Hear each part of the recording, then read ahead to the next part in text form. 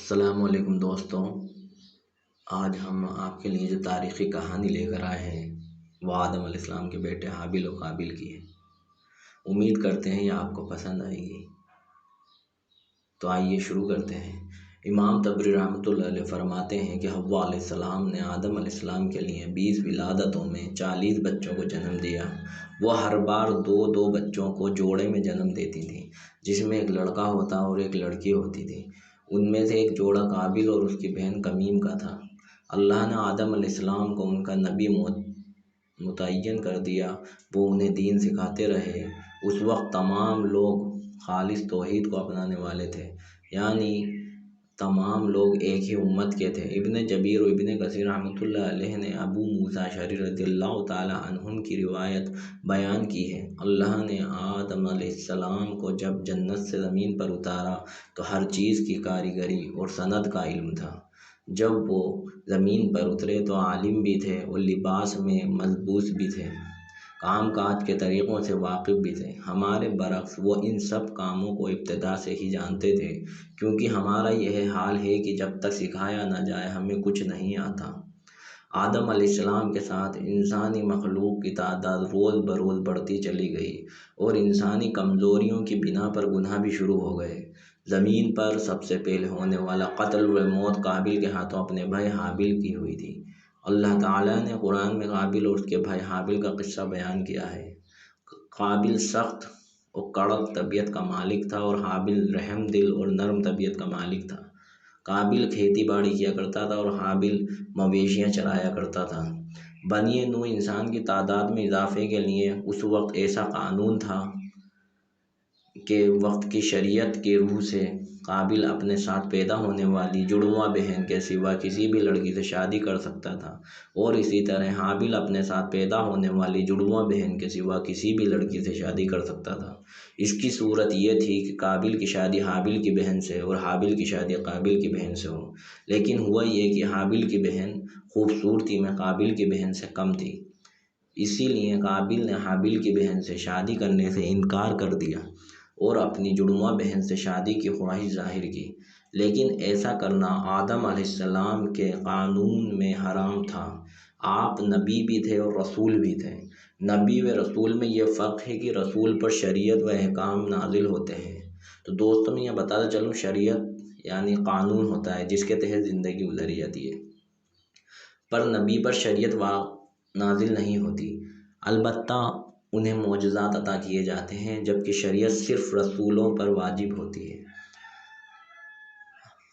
آدم علیہ السلام چونکہ رسول تھے، ان پر یہ شریعت نازل ہوئی تھی کہ جڑواں پیدا ہونے والی بہن کے ساتھ شادی نہیں ہو سکتی۔ قابل اس شرعی حکم کی وجہ سے غصے میں آ گیا۔ اس نے تعجب کا اظہار کرتے ہوئے اس حکم کو ماننے سے انکار کر دیا۔ آدم علیہ السلام نے ان دونوں کے درمیان فیصلہ کرنے کے لیے انہیں حکم دیا کہ دونوں اللہ کے حضور میں ایک ہدیہ پیش کرو۔ ہدیہ سے متعلق اس جانور کو بھی کہہ سکتے ہیں جو اللہ کے نام پر ذبح کر کے فقراء میں تقسیم کر دیا جائے، یا آپ کا وہ مال یا دولت جو آپ کو سب سے زیادہ عزیز ہو اور اللہ کی راہ میں صرف کر دی جائے۔ اس سے منسوخ اللہ کے لیے اپنی نیت کو خالص کرنا ہوتا ہے۔ اس عمل کو قربانی بھی کہہ سکتے ہیں۔ اب آدم علیہ السلام کے زمانے میں جو قربانی کا قانون تھا، اس کے قبول ہونے کی نشانی طے تھی، اور وہ یہ تھی کہ آسمان سے ایک آگ نمودار ہوتی اور اس قربانی کو جلا دیتی۔ اس کا مطلب تھا کہ قربانی قبول ہو چکی ہے، اور اگر آپ قربانی کو نہ جلائے تو سمجھو قربانی قبول نہیں ہوئی۔ قربان گاہ میں لا کر اللہ کے حضور قربانی پیش کی جاتی تھی۔ آخر قربانی کا دن آ پہنچا اور حابیل نے اپنے مویشیوں میں سے ایک بہترین جانور لیا اور قربان گاہ میں آ کر اللہ کے حضور میں پیش کر دیا۔ دوسری طرف قابل نے اپنی کھیتی کے غلے سے گلی قسم کا غلہ نکالا اور قربانی کے لیے پیش کر دیا۔ دوسرے دن دونوں قربان گاہ پہنچے تو دیکھا کہ حابیل کی قربانی قبول ہو چکی ہے، جبکہ قابل کی قربانی کو آگ نے چھوا تک نہیں۔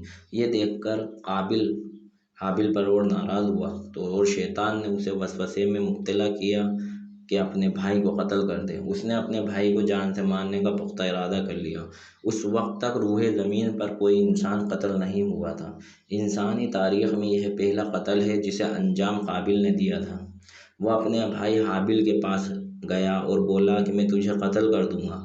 جواب میں حابیل نے کہا اگر تو مجھے قتل کرنے کی کوشش کرے گا تو میں اپنے دفاع میں ہاتھ نہیں اٹھاؤں گا، اس لیے کہ میں چاہتا ہوں کہ تو اپنے دیگر گناہوں کے ساتھ میرے قتل کا گناہ بھی اٹھا لے، تیرے گناہ زیادہ ہو جائیں گے۔ چنانچہ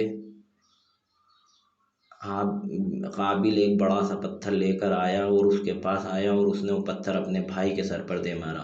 اس طرح اس نے حابیل کو قتل کر دیا، روئے زمین پر یہ قتل کی ابتدا کر دی۔ تاریخ انسانی میں یہ سب سے پہلا جرم تھا جو قابل کے ہاتھوں ہوا۔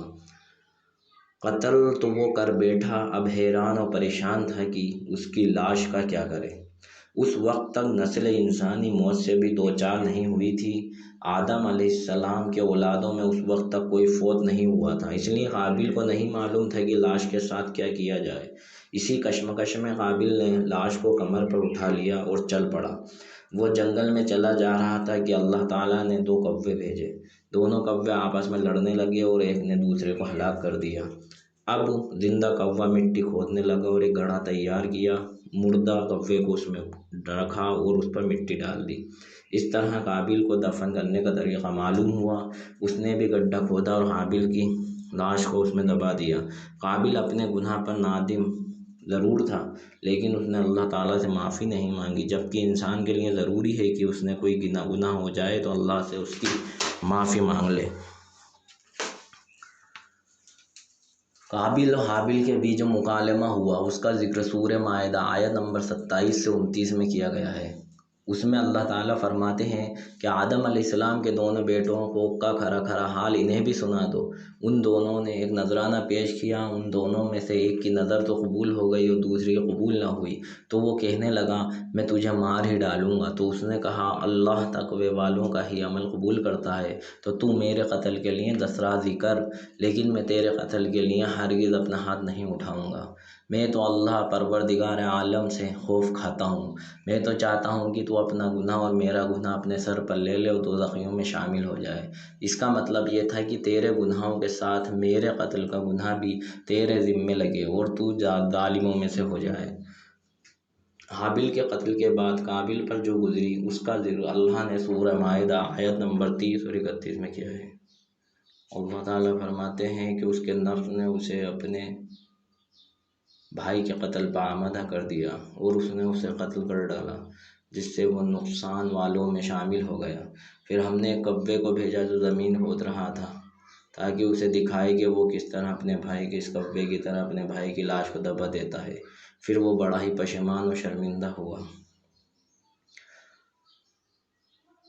رسول اللہ صلی اللہ علیہ وسلم نے فرمایا کہ جو بھی ظلم سے قتل ہوگا اس کا گناہ آدم علیہ السلام کے بیٹے قابل کی گردن پر ضرور ہوتا ہے۔ وہ پہلا شخص ہے جس نے ظالمانہ قتل کی ابتدا کی اور یہ ناپاک طریقہ جاری کیا۔ اس حدیث سے اس جرم کی نوعیت کا بخوبی اندازہ ہوتا ہے کہ اللہ نے اس کو صرف ایک قتل قرار نہیں دیا بلکہ اسے ایک گھنونی حرکت قرار دیا ہے۔ قیامت تک آنے والے لوگ جو اس گناہ کو کریں گے اس کا گناہ قابل کے حساب میں ڈالا جائے گا۔ حابیل کے قتل کے بعد قابل اپنی بیوی کو لے کر دور دراز علاقے میں رہائش پذیر ہوا۔ وہ آدم علیہ السلام کے سامنے نہیں آیا۔ آدم علیہ السلام پہاڑوں کے قریب ایک بستی بسا کر رہ رہے تھے اور یہ ان سے دور دراز ایریے میں چلا گیا۔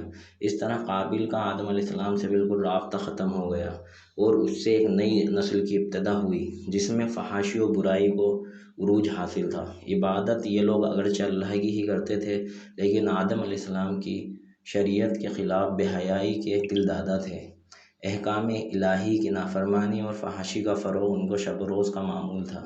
اس کے بعد لوگ 2 گروہ میں تقسیم ہو گئے۔ شریر و برے لوگ قابل کے ساتھ مل گئے اور آدم علیہ السلام کے دیگر بیٹے اور نیک لوگ آدم علیہ السلام کے ساتھ مل گئے۔